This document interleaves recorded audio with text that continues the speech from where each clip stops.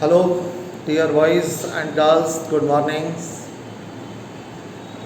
आज हम एक नया चैप्टर शुरू करते हैं, ट्रांसलेशन। और ट्रांसलेशन में भी सबसे प्रारंभिक चीज़ जो है वर्ब वी। वर्ब वी को शुरू करते हैं, पढ़ते हैं। वर्ब वी,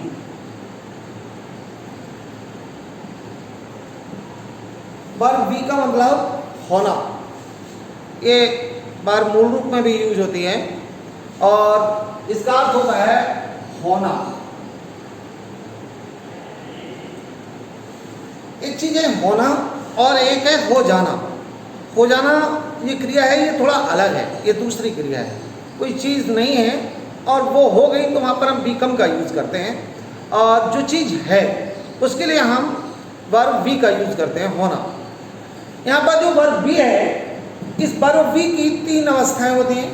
ये फर्स्ट फॉर्म मूल रूप में वर्ब है और इसकी जो फर्स्ट फॉर्म होती है वर्ब की, ए, इज, एम और आर। ये तीनों वर्ब ये फर्स्ट फॉर्म में यूज होती हैं। ए इज ये सिंगुलर है, ध्यान रखेंगे, और ये आई के साथ यूज होती है। और आर ये प्लूरल वर्ब है, ध्यान रखेंगे। ये तीनों मैं दोबारा से लिखता हूँ एक बार, इज और एक आर और एम। ये इज ये सिंगुलर वर्ब है, सिंगुलर है, और आर ये प्लूरल है, और एम वर्ड जो है ये specially use for with I. I के साथ इसका यूज होता है, आई के साथ। ये फर्स्ट फॉर्म है। और इसी जो वर्ब बी है, इसकी जो सेकंड फॉर्म होती है वो एक वर्ड है वॉज और दूसरा वर्ड है वर्ब। वॉज और वर्ब ये दोनों सेकंड फॉर्म है। इसको नीचे लिखते हैं, वॉज और वर्ब। ये वॉज सिंगुलर है, लेकिन ये ध्यान रखेंगे ये दोनों ये इसकी सेकंड फॉर्म है, वर्ब की सेकंड फॉर्म। और वर्ब ये प्लूरल है। इसकी जो थर्ड फॉर्म होती है वो बीइंग होती है। थर्ड फॉर्म बीइंग, ये भी हेल्पिंग वर्ब में यूज होती है, लेकिन जनरली अकेले यूज नहीं होती। अब हम यहाँ पर बात करते हैं इज, आर, एम और वॉज और वर्ब। ये जो तीनों क्रियाएं हैं, इज, आर, एम, ये तीनों जो मौलिक मूल वर्ब है हमारी, इनका अर्थ होता है होता है या है। हिंदी में इनका अर्थ होता है या होता है। कोई चीज है या होता है, एक ही बात है। जैसे हम कहें डॉक्टर दयालु होते हैं, या हम कहें कुत्ते वफादार होते हैं। ये मतलब वो होते हैं। जो चीज है वहां पर हम वर्ब वी का यूज करेंगे। होना शब्द जो है, जो चीज है, उसके लिए वर्ब वी का यूज करेंगे, इज, एम, आर। जो वर्तमान में है कोई चीज या होती है, उसका भी वही अर्थ होता है। जैसे हम कहें दूध सफेद होता है, तो दूध सफेद होता है। या हम कहें बंदर शरारती होते हैं, या बंदर शरारती हैं, सेंस एक ही है इसका। और इसलिए यहाँ पर दोनों ही स्थिति में इज, एम, आर का ही यूज करते हैं जनरली हम। है और होता है, कोई चीज है या होता है या होती है, यहां पर हम इज, आर, एम इन वर्ब का यूज करते हैं। अगर यही बात पास्ट टेंस में है, कोई चीज है वर्तमान में है, तो इज, एम, आर। और है नहीं, थी पहले, कुछ समय पहले जो थी, इस समय जो नहीं है, तो फिर वहां पर हम पास्ट का यूज करते हैं, वो पास्ट टेंस होता है। जो चीज थी, जैसे वॉज, जैसे कोई चीज पास्ट में है, जैसे पंडित जवाहरलाल नेहरू भारत के पहले प्रधानमंत्री थे, तो पास्ट की बात थी। कन्नौज का राजा बुद्धिमान था, राम एक महान राजा थे। ये सब में था, जो चीज थी, उसके लिए हम यूज करेंगे वर्ब वॉज। या फिर जो बहुवचन में है, वर्ब प्लूरल है, एक से ज्यादा चीजें हैं, तो उसके लिए हम वर्ब वर का यूज करते हैं। इतनी बात ध्यान रखेंगे, होती थी या थी या थे, इन सब के लिए वर्ब यूज होगी वॉज या वर। ठीक है ना। ये आज हम इन्हीं के बारे में पढ़ेंगे, इज, आर, एन और वाज, वर। इनका हम यूज कैसे करते हैं, इनको ट्रांसलेट में इनका कैसे यूज करते हैं, अब जरा समझेंगे इनको। हम पढ़ाना शुरू करते हैं। जब हम कोई ट्रांसलेशन बनाते हैं, जैसे मैं एक उदाहरण लिखता हूं, सबसे पहले छोटा एक उदाहरण है, जैसे दूध सफेद होता है, जैसे दूध सफेद होता है, दूध सफेद होता है, दूध सफेद होता है या दूध सफेद है, एक ही बात है, ये अलग अलग बात नहीं है। और इसलिए जब इनको हम ट्रांसलेट करेंगे तो हम क्या करेंगे, अगर हम इसको ऐसे कहें दूध सफेद है तब भी उसकी यही ट्रांसलेशन होगी, और जब हम ये कहेंगे दूध सफेद होता है तब भी उसकी वही ट्रांसलेशन होगी। सबसे पहले हम क्या लिखते हैं, किसी भी वाक्य में ऐसे जो वाक्य होते हैं इनमें सब्जेक्ट सबसे पहले छांटते हैं, और वो क्या है, कौन होता है, दूध। ध्यान रखेंगे सबसे पहला जो वर्ड आ रहा है मिल्क, हम मिल्क की बात करते हैं तो मिल्क की हमारा सब्जेक्ट हो गया, सबसे पहले लिखा। फिर इसके बाद हम वर्ब लिखेंगे। वर्ब का मतलब जो चीज होती है, वर्ब हिंदी सेंटेंस में वाक्य के अंत में आती है, उसकी अंग्रेजी सबसे पहले लिखेंगे। और ध्यान रखेंगे हम, सब्जेक्ट अगर सिंगुलर है तो वर्ब सिंगुलर लिखनी है, सब्जेक्ट अगर प्लूरल है तो वर्ब हमें प्लूरल लिखनी है। अब यहाँ पर मिल्क हमारा सिंगुलर सब्जेक्ट है तो हमें वर्ब लिखनी है इज। और अब जो बच गया सफेद, उसकी अंग्रेजी मिल्क इज वाइट, ये हमारा ट्रांसलेशन हो गया, मिल्क इज वाइट। अब एक और उदाहरण लिखता हूं, जैसे हम कहें बंदर शरारती होते हैं, बंदर शरारती होते हैं,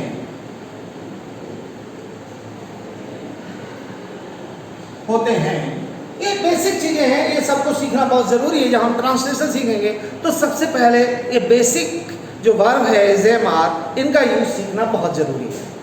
बंदर शरारती होते हैं।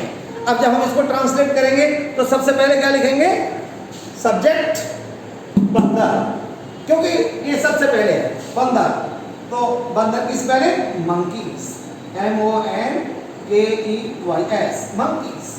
अब मंकीज सिंगुलर है या प्लूरल, एस लगा है, समझ में आ रहा है प्लूरल है, तो हमें वर्ब कौन सी यूज करनी है, आर, मंकीज आर।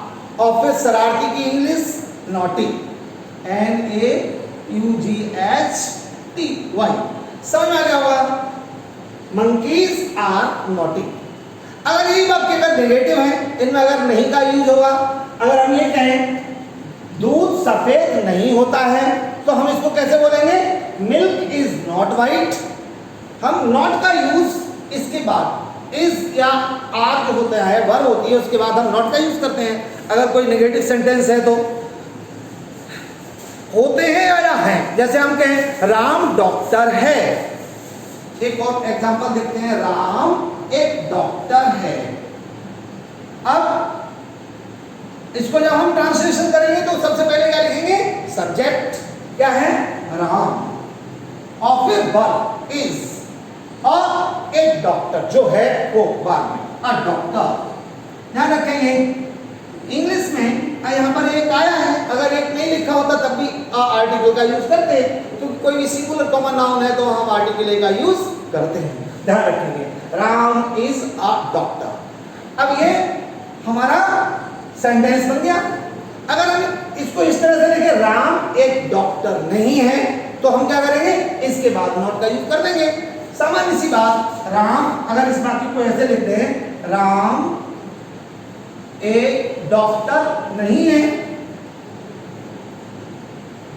और इसको अगर हमें ट्रांसलेशन करना है तो क्या करेंगे, Ram is not a doctor.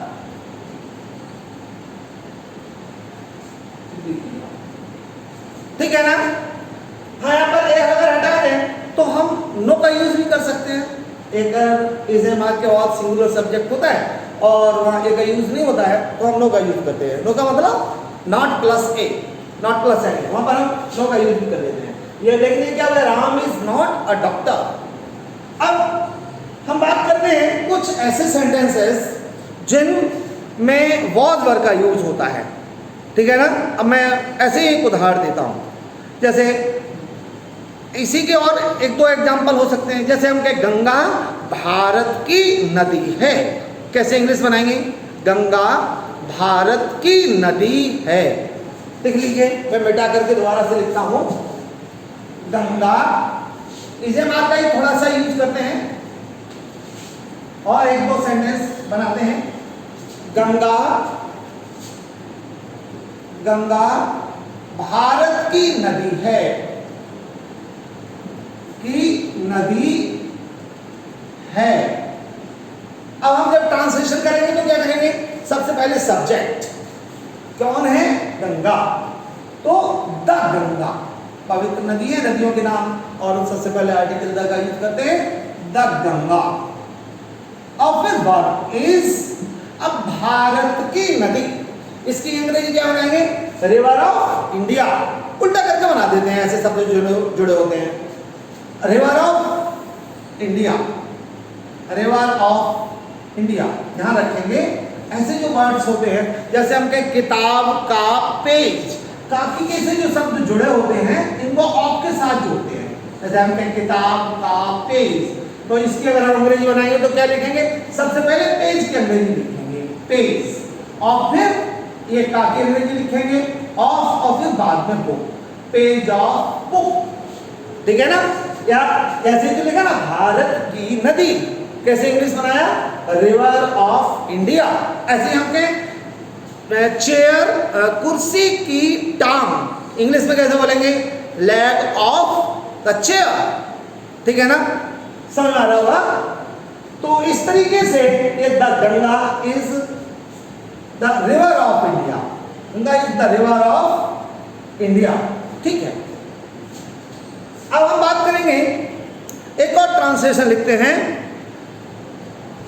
ये सेंटेंस हो गया, जैसे नरेंद्र मोदी भारत के प्रधानमंत्री हैं। ट्रांसलेशन है नरेंद्र मोदी भारत के प्रधानमंत्री हैं।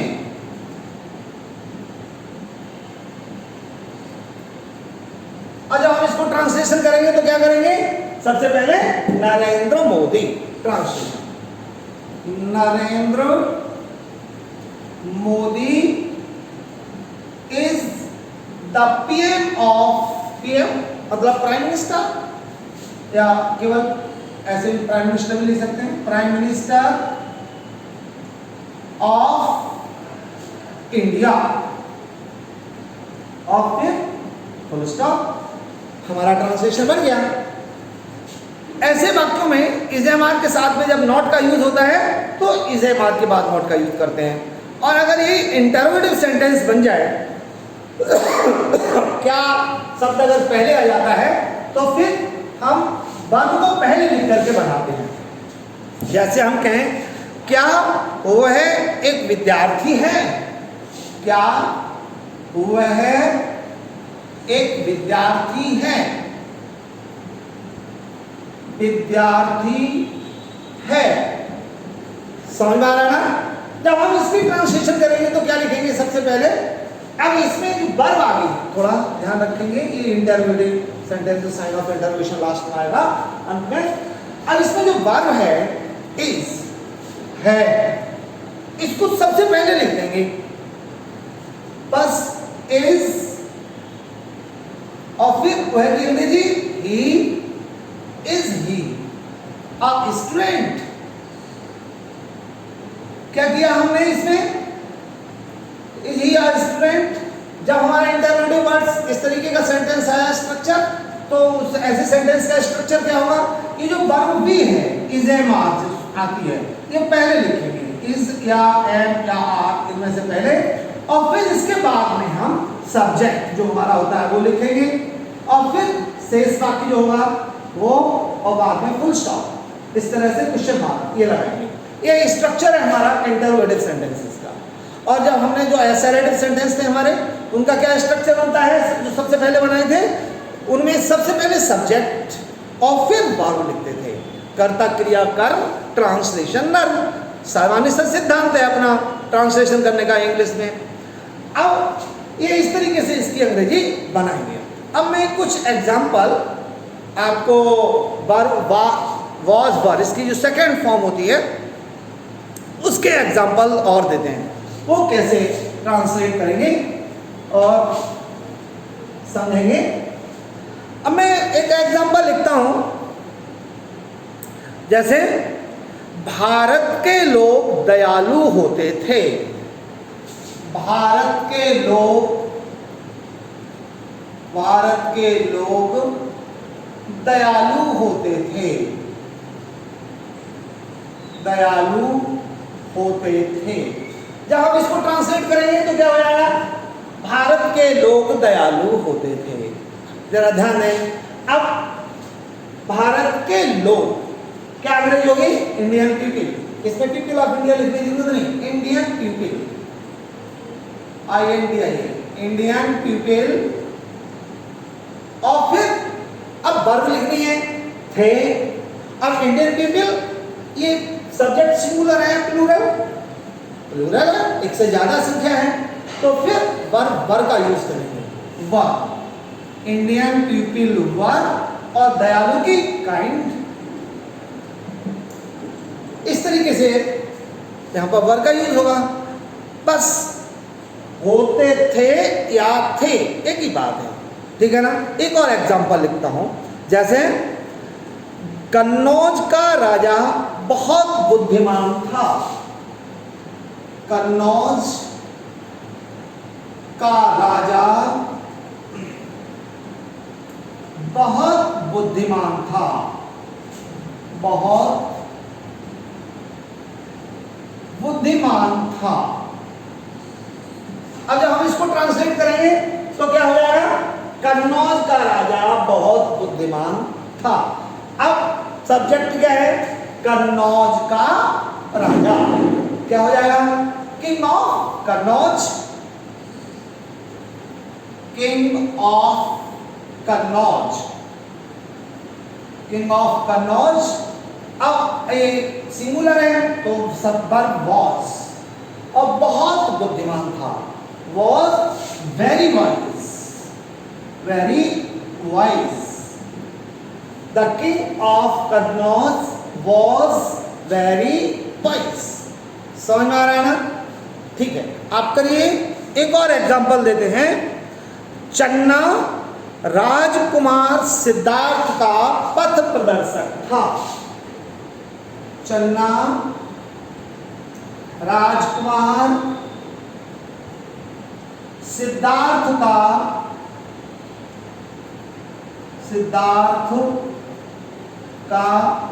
पथ प्रदर्शक था। पथ और प्रदर्शक था। पथ प्रदर्शक को क्या कहते हैं? गाइड। राजकुमार सिद्धार्थ का पथ प्रदर्शक था। अब इसमें सब्जेक्ट क्या हो गया? चन्ना। सबसे पहले इसको लिखेंगे, चन्ना वॉज था। अब राजकुमार सिद्धार्थ का पथ प्रदर्शक, अब ये भी कहां से जुड़ा है? तो पहले पथ प्रदर्शक और फिर ऑफ और फिर राजकुमार सिद्धार्थ। राजकुमार सिद्धार्थ की इंग्लिश प्रिंस सिद्धार्थ, और लिख देंगे चन्ना was the guide. was the guide of Prince Siddharth. P-H-A-R-T-H-A, Prince Siddharth। समझ आ रहे हैं? अब इसी वाक्य में अगर ये वाक्य नेगेटिव हो जाए तो कैसे बनाएंगे? इनमें अगर नॉट का यूज होगा तो हम नॉट को यूज कहां करेंगे? was या were के बाद। जैसे मैं एक एग्जांपल देता हूं और लिखता हूं। अगर ये नेगेटिव सेंटेंसेस होता है तो जैसे वह बुद्धिमान नहीं था। वह बुद्धिमान नहीं था। बुद्धिमान नहीं था। अब इसको ट्रांसलेशन करेंगे तो कैसे होगा? He was not wise. समझ में आ रहा होगा ना? He was not wise. इस तरीके से ये इसकी ट्रांसलेशन बन जाएगी, ही वॉज नॉट वाइज। अब इसी तरीके से अगर ये जैसे पहले हमने बताया था इजेमार का इंटरोगेटिव सेंटेंस, वैसे ही अगर ये वाक्य इंटरोगेटिव हो जाए, ऐसा कहा जाए क्या वह बुद्धिमान था, तो हम क्या करेंगे? क्या वह बुद्धिमान था? बुद्धिमान था। अब इसको ट्रांसलेट करेंगे तो क्या करेंगे? इसमें जो वर्ब वॉज लिख रहे थे इसको पहले लिख लेंगे, वॉज ही वाइज। अब बात क्वेश्चन मार्क, समझ में आ रहा होगा ना? मैं एक एक्सरसाइज और देता हूं, एक और ध्यान रखेंगे, जो मैं असर्टिव सेंटेंस देता हूं उनमें नॉट का यूज अपनी तरफ से करना है। मैं 10 सेंटेंसेस दे रहा हूं एक्सरसाइज में, तो उनमें नॉट का यूज अपनी तरफ से करना है और साथ में फिर इंटरोगेटिव बनाना है उनको। वाज या वर का यूज या इज एम आर का यूज उन्हीं सेंटेंस में पहले करके लिख करके फिर उनको इंटरोगेटिव सेंटेंस को मैं बदल करके उनकी ट्रांसलेशन करनी है। इतना काम करना है। ये हमारा वाज वर का यूज और इज एम आर का यूज आज हमारा कंप्लीट हुआ है। हम सभी जितने भी बच्चे हैं वो सब सीखेंगे और अपने मित्रों को भी इस वीडियो को आप शेयर करिए, वो भी सीखें। सब पढ़े सब बढ़े, हमारा सिद्धांत हमारे SVM का। और अधिकतर अपने सभी भैया सभी बहनें सीखें ज़्यादा से ज़्यादा और आगे को बढ़े, अधिकतम ट्रांसलेशन सीखेंगे। आज से मैं ट्रांसलेशन का ये हमारा पहला वीडियो मैं डाल रहा हूँ और सब सब्सक्राइब कर ले चैनल को। लगातार जैसे मैं वीडियो डालूंगा आपके नोटिफिकेशंस आता रहेगा और एक्सरसाइज भी मैं साथ में देता चलूँगा, तो आप उनको करते चलें। थैंक्स।